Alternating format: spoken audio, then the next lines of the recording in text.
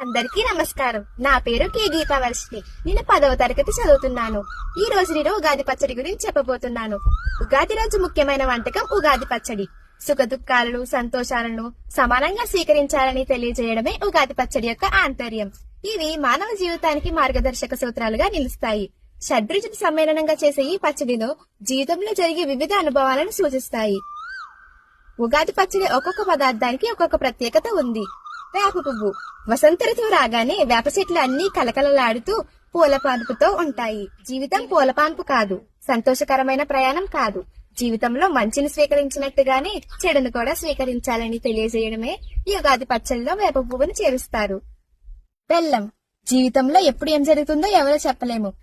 ఏ కష్టాన్ని వచ్చినా నవ్వుతూ ఎదుర్కొని అన్ని బాగా చేసుకోవాలి. అప్పుడే జీవితం బాగుంటుంది. అందుకే బెల్లాన్ని ఉగాది పచ్చడిలో చేరుస్తారు. మిరియాలు. కోపం చాలా ప్రమాదకరం. కోపాన్ని నియంత్రించుకోవాలి. అందుకే ఉగాది పచ్చడిలో మిరియాల పొడి వేస్తారు.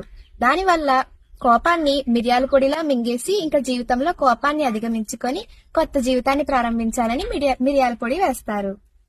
ఉప్పు భయాన్ని సూచిస్తుంది. జీవితంలో ఎప్పుడు ఏమొచ్చినా ధైర్యంగా ఎదుర్కోవాలని ఉగాది పచ్చడిలో ఉప్పు చేరుస్తారు.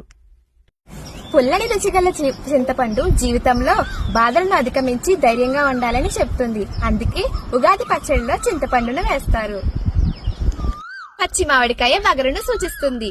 జీవితంలో కొత్త విషయాలు, అనుభవాలను మనల్ని పలకరిస్తున్నాయని చెప్తూ ఉగాది పచ్చడిలో పచ్చి మామిడికాయ ముక్కలు వేస్తారు. ఉగాది పచ్చడిలో షడ్రుచుల సమ్మేళనం జీవితంలో కష్టసుఖాల సమ్మేళనానికి ప్రతీక అని చెప్తారు.